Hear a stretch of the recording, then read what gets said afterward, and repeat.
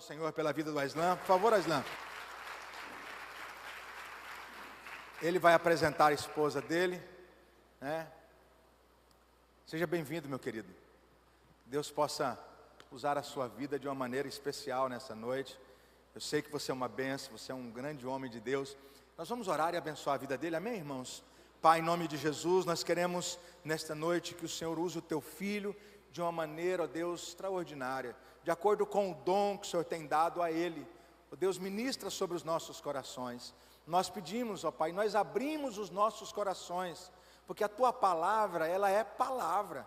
Então nós abrimos os nossos corações nessa noite para sermos ministrados pela vida do teu filho. Eu oro e o abençoo, e abençoo a nós também, em nome de Jesus, amém e amém. Seja bem-vindo, Aislan, você e sua esposa, apresente ela aí, Deus possa te abençoar. Obrigado, pastor.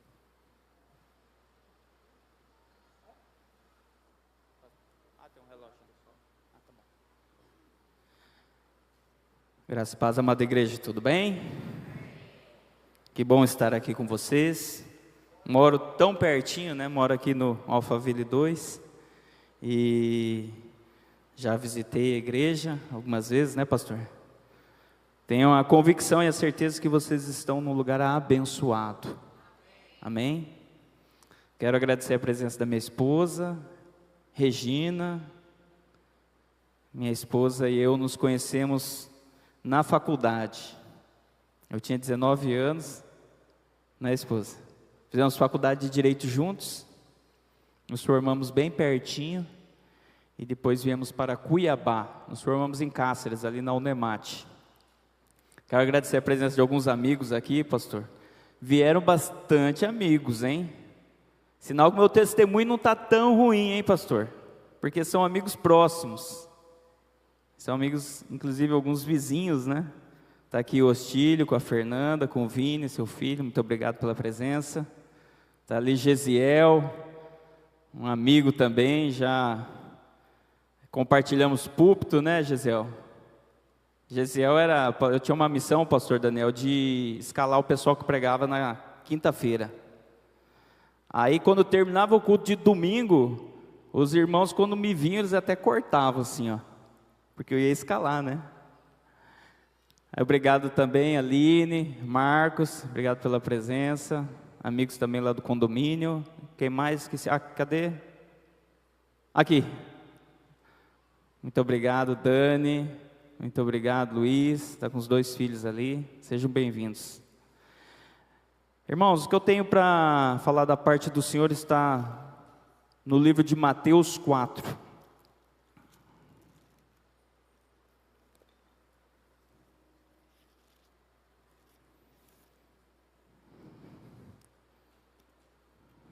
Livro de Mateus, capítulo 4, uma passagem bastante conhecida.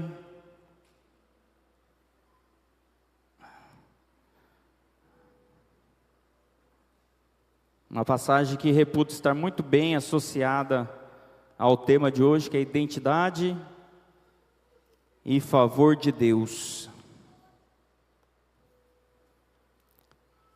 Quem encontrou, diga amém.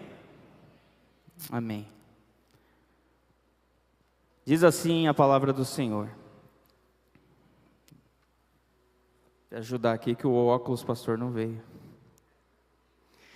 A seguir, foi Jesus levado pelo Espírito ao deserto, para ser tentado pelo diabo.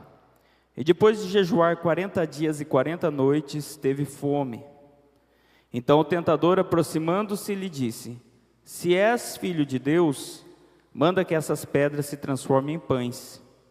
Jesus, porém, respondeu: Está escrito, não só de pão viverá o homem, mas de toda palavra que procede da boca de Deus. Então o diabo levou a cidade santa, colocou-o sobre o pináculo do templo. E lhe disse: Se és filho de Deus, atira-te abaixo, porque está escrito: Aos seus anjos ordenará a teu respeito que te guardem. Eles te sustentarão nas suas mãos, para não tropeçares na alguma pedra. Respondeu-lhe Jesus: Também está escrito: Não tentarás o Senhor teu Deus. Levou ainda o diabo ao monte muito alto, Mostrou-lhe todos os reinos do mundo e a glória deles, e lhe disse: tudo isto te darei, se prostrado me adorares. Então Jesus lhe ordenou: retira-te, Satanás, porque está escrito: ao Senhor teu Deus adorarás, e só a Ele darás culto. Com isso, deixou o diabo, e eis que vieram anjos e o serviram. Amém? Irmãos, essa foi a primeira palavra que eu preguei na minha vida, pastor. Mateus 4. E quando fui convidado para pregar aqui novamente eu digo, depois de algum tempo de ministração, eu fui levado a essa palavra porque, aparentemente, essa palavra não guarda nenhuma relação com identidade, né? Você olhando assim, parece que essa palavra está muito mais relacionada à tentação que Cristo passou do que à identidade propriamente dita. Mas essa palavra, ela fala muito mais de identidade do que nós imaginamos. Porque a tentação de Cristo ali, propriamente dita, não foi naqueles 3 pilares em que os evangelistas trazem numa cronologia, em que você passa de uma tentação, entre aspas, menor, vai para uma intermediária e chega naquilo que nós chamamos de ápice da oferta de Satanás a Cristo, que é a oferta de todo mundo, de toda honra e de toda glória que em tese haveria ali. Mas, se você parar para perceber e tiver uma atenção no texto, há uma partícula ali, há uma palavrinha bem pequena que nos conduz sobre o tema identidade. E essa palavra é a condicionante colocada por Satanás para todo aquele processo que estava por se desenrolar depois de Jesus jejuar 40 dias e 40 noites. E que palavra é essa? Essa partícula chamada C, que precede a condição de identidade de todo filho e filha de Deus. Se tu és filho de Deus, transforme essas pedras em pães. Para Jesus, transformar pedras em pães era um problema? Não. Poderia fazê-lo? Poderia. Poderia o maná descer do céu, como aconteceu no deserto, por 40 anos? Poderia. Haveria alguma forma de Cristo sequer necessitar de pão ali naquele momento? Também. Mas o que estava em jogo ali não era o pão. O que estava em jogo ali era a necessidade que Satanás tinha de confirmar a identidade do Messias. E para essa confirmação, ele criou uma armadilha mental. Ele enredou Jesus, aparentemente, numa proposta: saberei que tu és o Filho de Deus, se essas pedras se tornarem em pães. Olha só. Como isso mexe com a nossa identidade. Como mexe com a nossa identidade quando você está diante de uma dificuldade financeira e olha para a despensa, e aí teu filho faz um pedido, quer comprar um presente. Ou então quando você olha para sua conta bancária, por alguma razão, e aí você fala: eu sou o filho do Deus Altíssimo e estou passando esse deserto. Será que Deus não poderia transformar essa minha necessidade em pães, em provisão? Porque pães representam isso, provisão.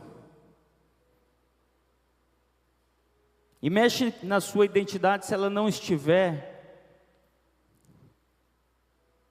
muito bem resolvida. Eu já tive a minha identidade totalmente restaurada e transformada pelo Senhor Jesus.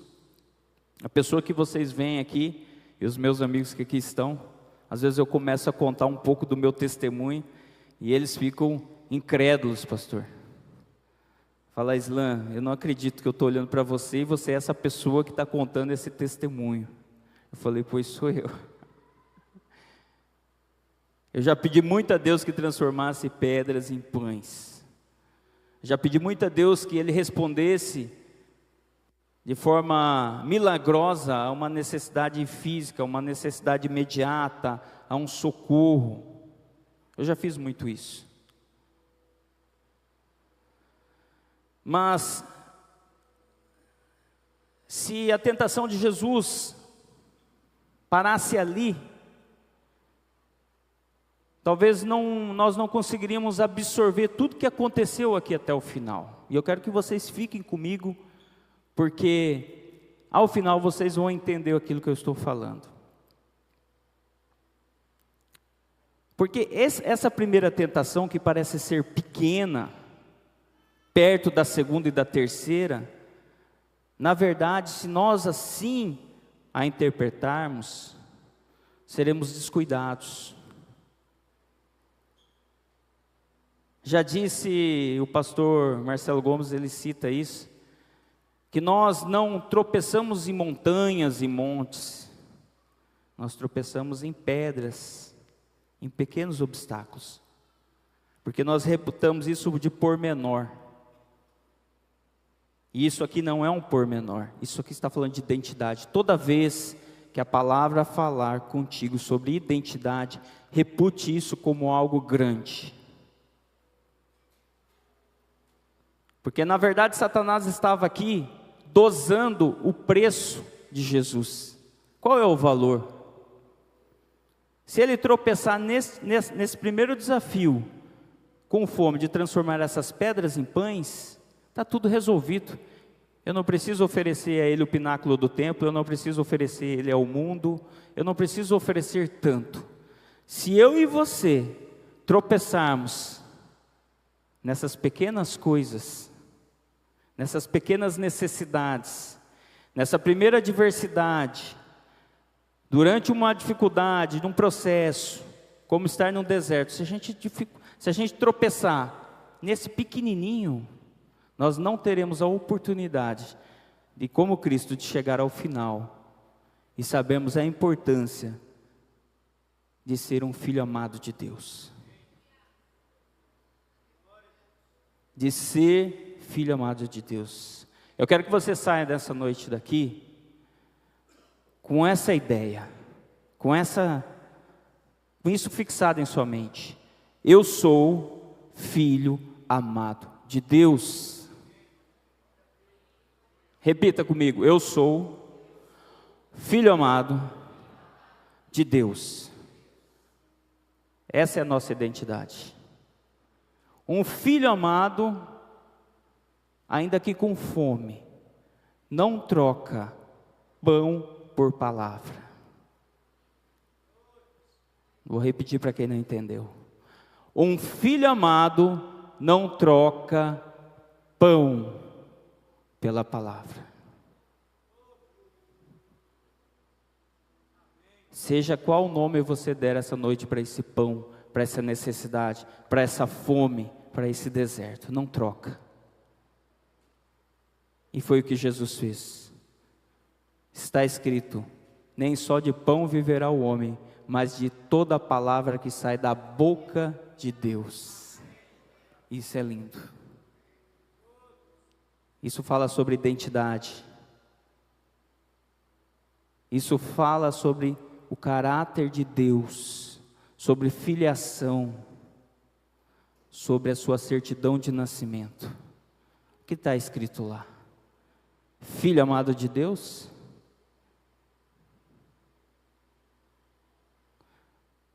O texto avança.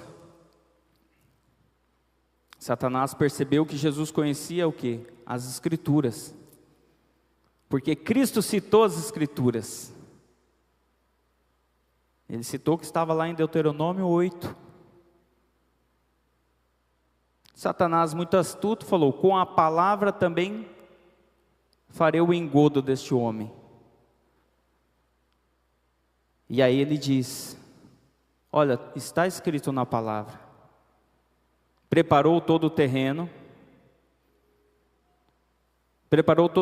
colocou Jesus aonde? Aonde, gente? Me ajuda. num alto cargo do governo? Colocou ele aonde?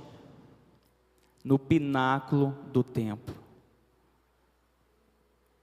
Não por acaso. Primeiro que levou Jesus até a cidade santa. Qual era a cidade santa? Jerusalém.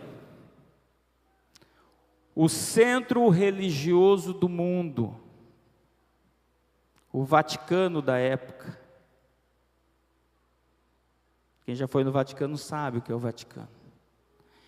E colocou Jesus no pináculo desse templo, dessa cidade santa chamada Jerusalém. Por que no pináculo? O ponto mais alto, o ponto onde eu e você pode ser visto por todos.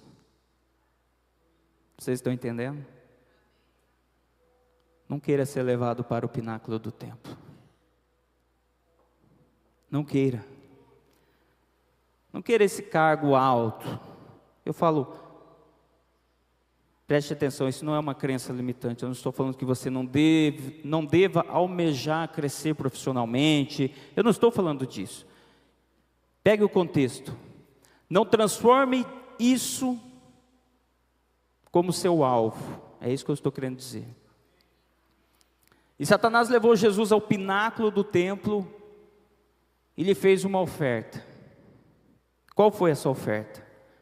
Jogue-se daqui de cima, porque está escrito na palavra que você citou, Jesus, na Torá, no Antigo Testamento, está escrito que Deus, o teu Pai, a quem tu dizes ser filho, lhe dará ordem aos anjos, te guardarão, te sustentarão nas mãos, e os teus pés não tropeçarão. Você já recebeu a sua oferta? Eu já recebi. Várias vezes, pastor Daniel. Essa oferta é o quê? Vocês sabem o que é? Vou explicar para vocês. Jesus, você tem duas opções. Jesus já sabia o destino dele, não sabia? Você tem a opção de entrar no jumentinho em Jerusalém,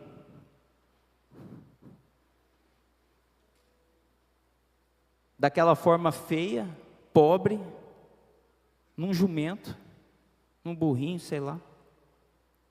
Você pode entrar assim, ou você pode ter uma entrada triunfal em Jerusalém. Imagina, Jesus, você pulando como num filme, e vem os anjos do céu e te sustentam, e aí começa o louvor, e aí os anjos tocando trombetas descem você na frente de todos os religiosos, na frente do sumo sacerdote, e todos verão que você é o filho amado de Deus. Vocês estão entendendo isso? Olha a oferta, é boa ou não é? É melhor que entrar no jumentinho ou não é? É maravilhoso. Alguém duvidaria nessa entrada triunfal de que Jesus é o Filho de Deus? Alguém duvidaria da identidade dele como Filho de Deus? Não. O que Satanás estava fazendo é mexer com as emoções de Jesus. Um homem que estava 40 dias e 40 noites sem comer, em jejum. E eu fico olhando para isso e eu vejo quantas vezes isso que Satanás me ofereceu como a minha identidade de filho de Deus, quantas vezes eu me joguei lá de cima. Como? Sim. Tem uma frase que resume isso, pastor Daniel.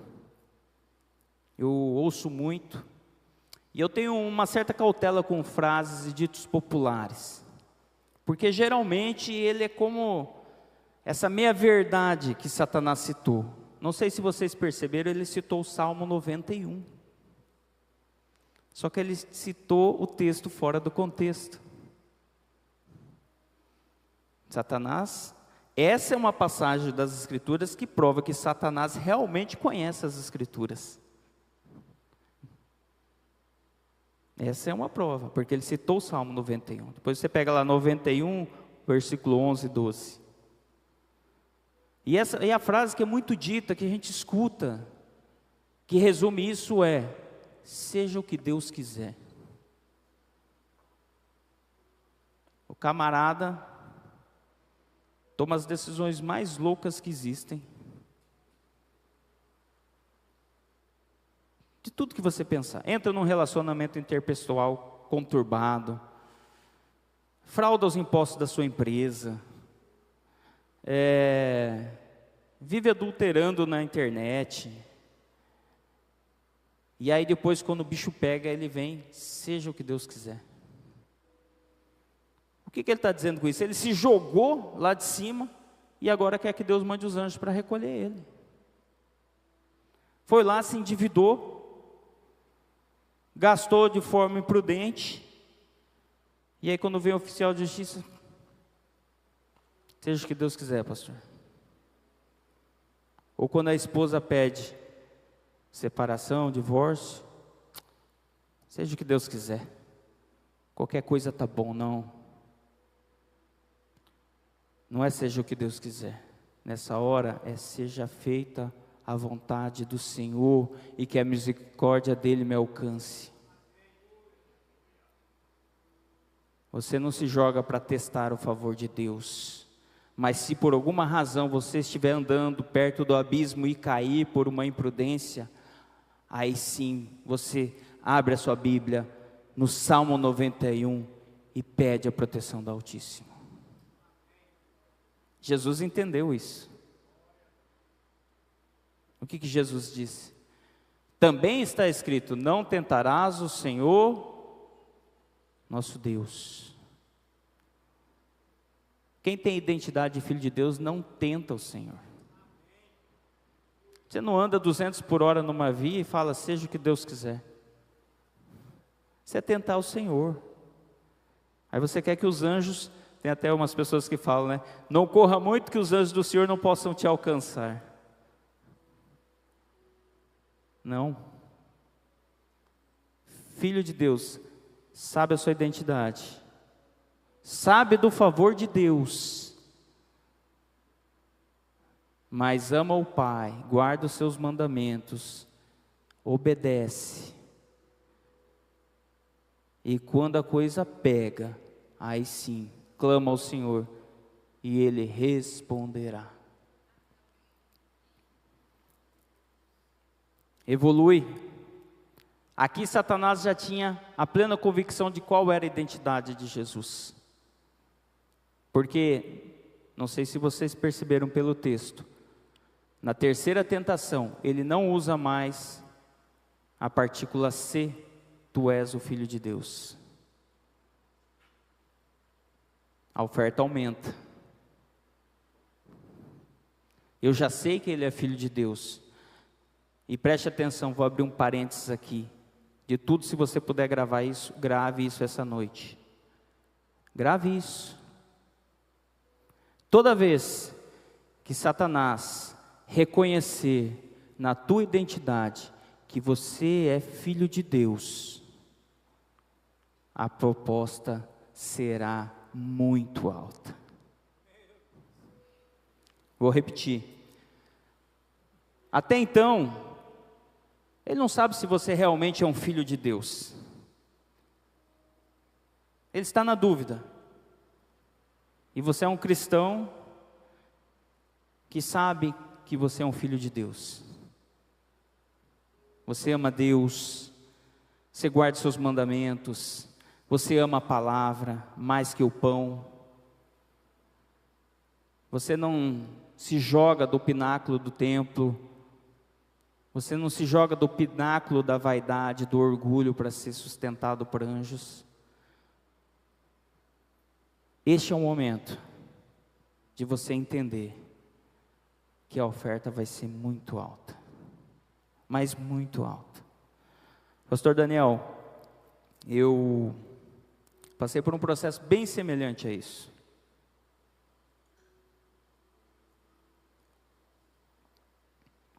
Tá gravando?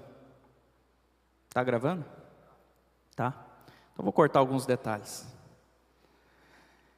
Eu, há muitos anos, sofri um processo de extorsão muito violento, mas muito violento mesmo. Algo do tipo, eu estava lá nesse pináculo, e eu havia me jogado, por ignorância, por várias razões. E eu precisei muito do favor de Deus. E eu fui para um lugar, eu não sei se algum irmão aqui já foi em oração da madrugada, levanta a mão aqui só para eu saber. Vocês têm noção do que eu estou falando, né? Oração da madrugada, pastor, só vão 2 tipos de crente. Só 2. Geralmente na igreja tem 3, né? Mas na oração da madrugada só tem 2. Só 2, irmãos. Você só vai encontrar 2. Você vai ser um ou outro. Ou você vai encontrar lá os talibã de Jesus, aqueles lá que estão na frente da batalha mesmo, entendeu? Aquele que tem calo no joelho, que come a Bíblia, faz jejum de 40 dias assim tranquilo, ou os crentes desesperados, que era o meu caso. Eu era o crente desesperado. E aí uma irmã, por misericórdia de Deus, apareceu lá na minha casa, nesse processo de extorsão todo, que é um inimigo invisível.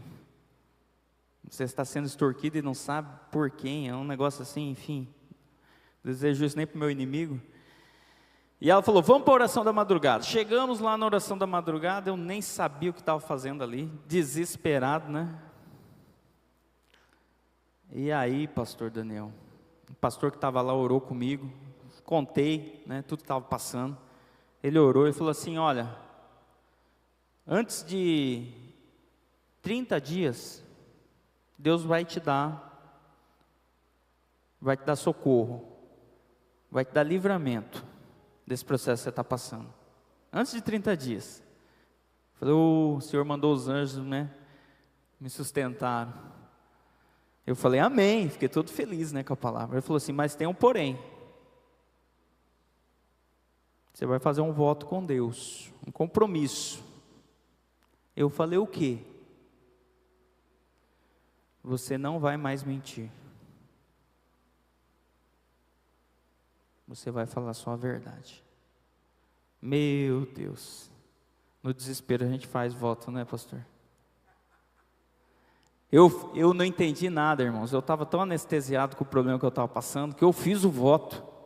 Olha que loucura. Você fala assim, mas é tranquilo não mentir. Ah, é? Tem um detalhe. Não sei se vocês sabem, mas por formação eu advogo. Sou advogado. Minha esposa é advogada. Minha filha é advogada. Minha irmã é advogada. Quem mais? Minhas suas sobrinhas são advogadas. Até uns 20 advogados na família, né? Por aí. E eu fiz esse voto. Irmãos, eu lembro até hoje. Não caiu a ficha na hora. Eu fui para o meu escritório. Tem uma cadeira daquelas de presidente. Sentei assim. Me reclinei. Olhei para um lado. Vi um monte de processo. Olhei para um outro. Vi um monte de pepino para resolver. Para frente, as contas, os boletos. Eu falei, meu Deus, como que eu vou advogar nessa terra de ninguém sem mentir? Aleluia.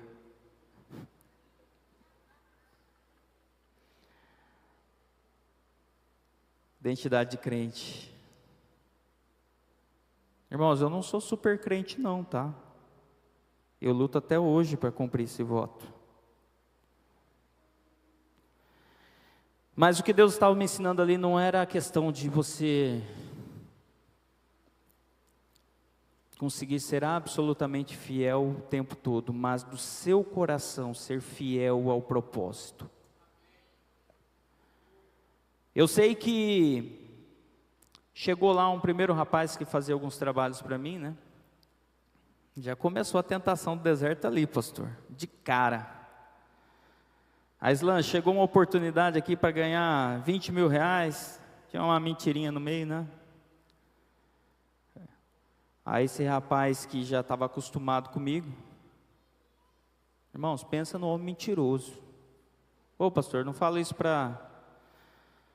com alegria, não. Eu falo porque depois que você passa pelo processo, você entende. Era assim, mentir era a coisa mais fácil do mundo. As pessoas conversavam comigo, eu mentia para elas, pastor, com uma naturalidade. Eu acho que é até uma psicopatia isso. E a vida do mentiroso não é fácil não, irmãos. Não queira ser mentiroso não.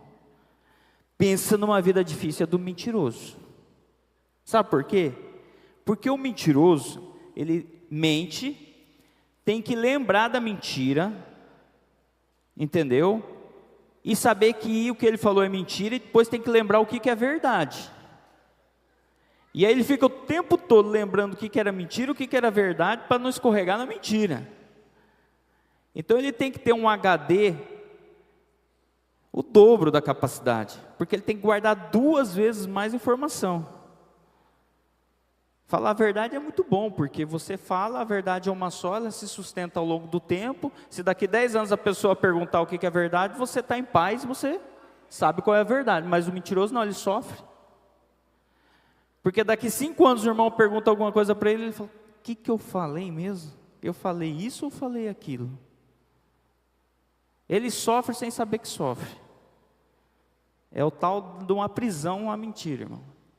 Se você tem umas mentirinhas aí e tal, já vai pensando no que eu estou falando, porque é escravidão, é muito sofrimento.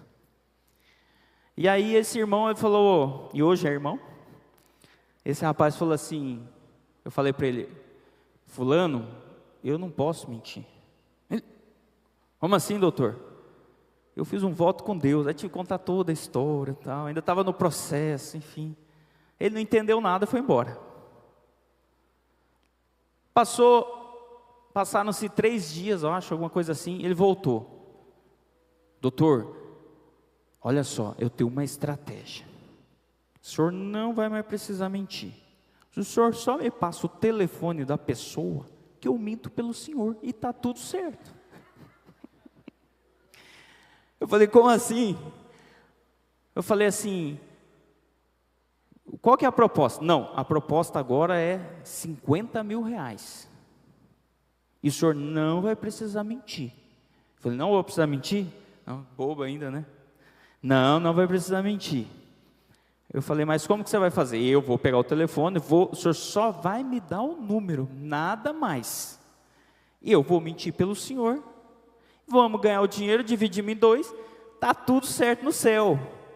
Eu falei, meu Deus, eu lembrei desse texto, eu falei, já é a segunda tentação, né? A primeira era só um pãozinho, né? 20 conto ali, tranquilo. A segunda não, né? Já era, opa, mentor, estou valorizado lá, pro chifrudo, está dobrando a proposta. Aí eu falei, rapaz, esse negócio está estranho. Eu falei, não, mas se eu estou sabendo que você está mentindo no meu nome, é a mesma coisa. Não quero, vai embora, afasta de mim. Irmãos, passou uma semana, o rapaz voltou. Doutor, agora está resolvido. Falei, é mesmo? É mesmo. Nisso eu já estava ficando esperto como crente, né? Já estava já uns 20 dias de oração da madrugada todo dia, pastor. Estava ficando crente. Aí ele falou assim, resolvido a situação. Eu falei, o quê? O senhor não vai precisar mentir, não vai precisar saber que eu estou mentindo. Sabe por quê? Eu falei, por quê? Porque agora eu já sei como fazer. Eu sei quem que é a pessoa. O senhor não precisa nem passar o número. É só o senhor falar, tá tudo certo. Eu falei, e qual que é a proposta? Não, agora 200 mil reais, doutor. Eu falei, isso muitos anos atrás, hein, pastor? O dinheiro de hoje é muito mais. Irmãos, eu lembrei desse texto aqui. Eu lembrei da terceira tentação. Vocês perceberam que foi aumentando o valor? 20, pouquinho, 50, 200? Mas não tem nada a ver com o valor.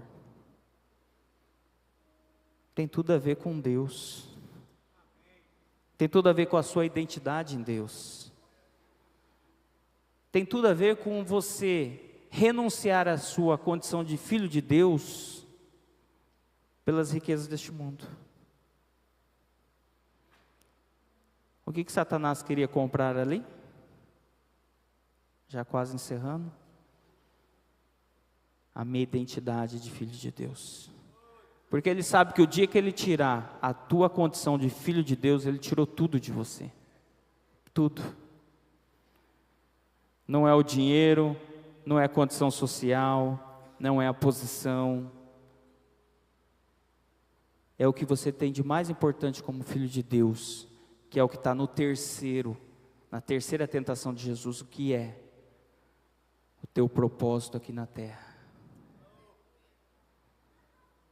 Quando Satanás tenta Jesus pela terceira vez, ele ofereceu algo que Cristo queria muito, o que Deus queria. Deus queria a salvação da humanidade. Pela primeira vez, Satanás ofereceu algo que Cristo realmente queria, que era este mundo. Cristo queria muito este mundo, porque o que tem nele é valioso, é minha e a sua vida. E Satanás ofereceu: você quer o mundo? Você quer esses que você chama cordeiros da graça? Você quer a salvação deste povo? Você quer o que tem de mais rico neste mundo? Que são as pessoas? Pois eu estou te dando um mundo com as pessoas e tudo, leva tudo. Só tem um detalhe. Para isso você vai ter que me adorar. Para aceitar aquela terceira proposta, eu teria que adorar Mamon. Eu não queria mais adorar Mamon. Eu já havia adorado Mamon, e vocês não imaginam o sofrimento que foi. Quando o negócio apertou, Mamon não resolveu, irmãos. Dinheiro não resolvia. Quando o meu casamento começou a ir para o espaço, o dinheiro que nós tínhamos não resolvia mais. Já morávamos num condomínio, já tínhamos uma boa casa, já tínhamos muito dinheiro na conta, já éramos bem-sucedidos na nossa cabeça. Mas Mamon não veio salvar meu casamento.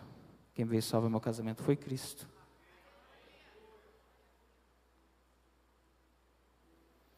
Não sei se vocês perceberam, mas a proposta de Satanás aqui é um atalho. Se você é filho de Deus, você não pega atalho. Por quê? Qual é o atalho aqui? Vocês perceberam qual foi o atalho proposto por Satanás? Aqui, Jesus, eu estou te dando todo mundo, as pessoas que nela estão. Você quer salvar todo mundo, você salva. Aqui, e aí você me adora. Aqui você continua adorando a Deus. Só que para salvar esse mundo, você vai precisar ir para aquela cruz e morrer naquela cruz por eles. É isso que Satanás entregou. A opção a Jesus de, ao invés de ir para a cruz e morrer pela cruz, pelo mundo, pela humanidade, ele poderia ter tudo ali, naquele momento, se adorasse a Satanás. Olha que forte. Toda vez na tua vida que lhe for proposto algo que ao invés de você ir para a cruz, você vai para o mundo, você está renunciando à condição de filho de Deus para adorar Satanás. Toda vez. Se você falar não para a primeira e segunda proposta, uma que mexe com o seu material, com o teu físico, a segunda que mexe com as tuas emoções, com a tua posição social, com o teu orgulho, com a tua vaidade, como nós cantamos aqui, o orgulho nos tirou do jardim. Toda vez que você passar por essas duas fases, a terceira proposta é tirar você do teu propósito, porque identidade fala de propósito. Identidade fala, como filhos de Deus, o meu propósito é sempre a cruz. Como Paulo disse, para mim, o viver é Cristo e o morrer é lucro. Vá para a cruz. Vá para a cruz. Feche teus olhos, eu gostaria de orar nesse sentido.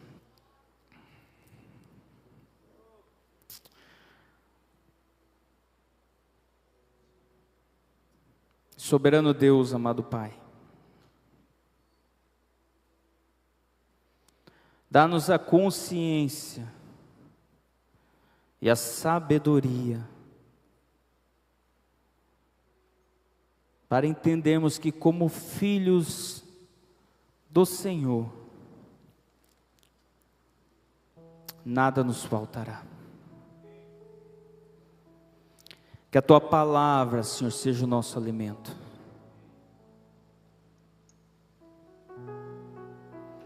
Que o pináculo do templo seja, na verdade, a renúncia a tudo aquilo que representa orgulho, vaidade,